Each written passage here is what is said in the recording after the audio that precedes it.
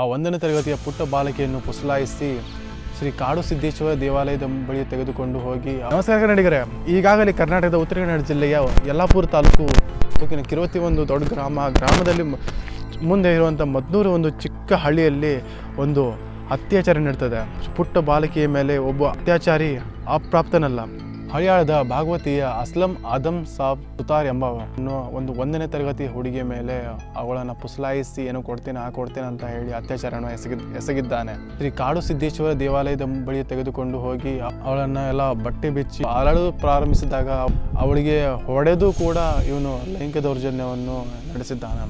ಬಾಲಕಿ ಆವಾಗ ಅಳುತ್ತಾ ಬರುವುದನ್ನು ಊರಿನವರು ಯಾವಾಗ ನೋಡ್ತಾರೆ, ಆವಾಗ ಅವಳನ್ನು ಕೇಳಿದಾಗ ಈ ರೀತಿ ಆಯ್ತು ಅಂತ ಬಟ್ಟು ಮಾಡಿ ತೋರಿಸಿದಾಗ ಮತ್ತು ಅಳಲು ಪ್ರಮಾಣದಾಗ ಎಲ್ಲ ಊರಿನವ್ರು ನೋಡ್ತಾರೆ. ಆವಾಗ ಅವರಿಗೆ ಗೊತ್ತಾಗತ್ತೆ ಈ ವ್ಯಕ್ತಿ ಈ ಥರ ಕೃತ್ಯವನ್ನು ಎಸಗಿದ್ದಾನಂದಾಗ. ಆವಾಗ ಊರಿನ ಎಲ್ಲ ಜನರು ಅವನನ್ನು ಅಸ್ಲಂಗೆ ತಗೊಂಡು ಬರ್ತಾರೆ ಮತ್ತು ಸ್ವಲ್ಪ ಹೊಡಿತಾರೆ. ಆಮೇಲೆ ಪೊಲೀಸರ ಕೈಗೆ ಒಪ್ಪಿಸ್ತಾರೆ. ಅದರ ನಂತರ ಇದು ಪೊಲೀಸರು ಕೂಡ ನ್ಯಾಯಾಲಯಕ್ಕೆ ಒಪ್ಪಿಸುತ್ತಾರೆ. ಇದರ ನಂತರ ಅವನಿಗೆ ಬಂಧನಕ್ಕೆ ಒಳಪಡಿಸುತ್ತಾರೆ. ಹುಡುಗ ಅಪ್ರಾಪ್ತನಲ್ಲ, ಅಂದರೆ 19 ವರ್ಷ ಮೀರಿದವನಲ್ಲ, 21 ವರ್ಷ ಕೂಡ ಅವನಿಗೆ ಸಂಪೂರ್ಣವಾಗಿ ಆಗಿರುವುದಿಲ್ಲ. ಆದರೂ ಕೂಡ ಇಂಥ ಅತ್ಯಾಚಾರವನ್ನು ಒಂದು ಪುಟ್ಟ ಬಾಲಕಿಯ ಮೇಲೆ ಎಸೆಯುತ್ತಾನೆ, ಒಂದು 6 ವರ್ಷದ ಬಾಲಕಿಯ ಮೇಲೆ ಎಸೆಯುತ್ತಾನೆ ಅಂದರೆ ಇದು ತಿಳಿದುಕೊಳ್ಳಿ. ಫಸ್ಟ್ ಈ ಫೋಟೋಗಳನ್ನು ಬಂದಾಗ ನಮಗೆ ಹೆಂಗೆ ಅನಿಸ್ತು ಅಂದರೆ, ಇದು ಒಂದು ಕಾಡಿಗೆ ಹೋದಾಗ ಅಣ್ಣ ತಂಗಿ ಇಬ್ಬರು ಕಾಡಿಗೆ ಹೋದಾಗ 2 ಕರಡಿ ಅಥವಾ ಏನೋ ಒಂದು ಕಾಡು ಪ್ರಾಣಿ ಇದನ್ನು ದಾಳಿ ಮಾಡಿದೆ ಅಂತ. ಆದರೆ ಫ್ರೆಂಡ್ಸ್, ಇದರ ರಿಯಾಲಿಟಿನೇ ಏನೋ ಬೇರೆದಿದೆ. ಆಮೇಲೆ ಗೊತ್ತಾಯಿತು, ನ್ಯೂಸ್ಗಳು ಬರಲಿಕ್ಕೆ ಸ್ಟಾರ್ಟ್ ಆಯಿತು, ಮತ್ತು ಪ್ರೊಟೆಸ್ಟ್ ಎಲ್ಲ ನಡೀಲಿಕ್ಕಾಯಿತು. ಕಿರುವತ್ತಿಯಲ್ಲಿ ಒಂದು ಪ್ರೊಟೆಸ್ಟ್ ನಡೀತು ಕೂಡ, ಈ ರೀತಿ ದೌರ್ಜನ್ಯ ಆಗಿದೆ ಅಂತ ಹೇಳಿ ಸ್ಟಾರ್ಟ್ ಮಾಡಿದ್ದು. ಆವಾಗ ಗೊತ್ತಾಯಿತು ಫ್ರೆಂಡ್ಸ್, ಇದು ಒಂದು ಹುಡುಗ 19 ವರ್ಷದ ಹುಡುಗ ಒಂದು 6 ವರ್ಷದ ಹುಡುಗಿಯ ಮೇಲೆ ಅತ್ಯಾಚಾರವನ್ನು ಎಸಗಿದ್ದಾಗ ಈ ರೀತಿ ಆಯಿತು ಅಂತ.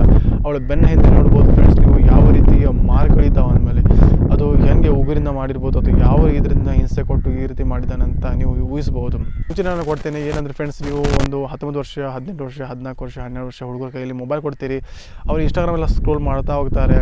ಸೊ ಫ್ರೆಂಡ್ಸ್, ಇವಾಗ ಕಾಮನ್ ಆಗಿ ಹೇಳ್ತಾ ಇದ್ದೇನೆ ಫ್ರೆಂಡ್ಸ್, ಅವರಿಗೆ ಆ ಇನ್ಸ್ಟಾಗ್ರಾಮ್ದಲ್ಲಿ ಇರುವಂಥ ಒಂದು, ಆಮೇಲೆ ಗೂಗಲ್ಲಿ ಹೋಗ್ತಾರೆ, ಏನೇನೋ ಸರ್ಚ್ ಮಾಡ್ತಾರೆ, ಅವಾಗ ಏನೇನೋ ಬರ್ತದೆ ಅದೆಲ್ಲ ನೋಡಿಕೊಂಡು ಅವರ ಸ್ವಲ್ಪ ಮೈಂಡು ಒಂದು ಅಂಥ ಆಸೆಗೆ ಒಂದು ಒಳಪಡ್ತದೆ. ಸೊ ಫ್ರೆಂಡ್ಸ್, ಇದರಿಂದ ಸ್ವಲ್ಪ ಮಕ್ಕಳಿಗೆ ದೂರ ಇರಿಸಿ, ಮೊಬೈಲು ಲ್ಯಾಪ್ಟಾಪು ಇದರಿಂದೆಲ್ಲ ಮಕ್ಕಳಿಗೆ ಸ್ವಲ್ಪ ದೂರ ಇರಿಸಿ. ಆವಾಗ ಇದು ಸ್ವಲ್ಪ ಒಂದು ಮಟ್ಟಕ್ಕೆ ಕಡಿಮೆ ಆದರೂ ಆಗುತ್ತೆ ಅಂತ ನನ್ನ ಅನಿಸಿಕೆ, ಮತ್ತು ಇದು ನಿಜವೂ ಕೂಡ ಹೌದು.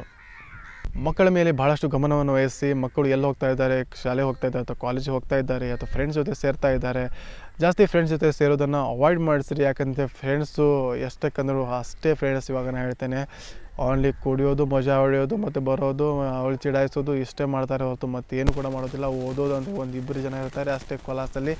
So friends,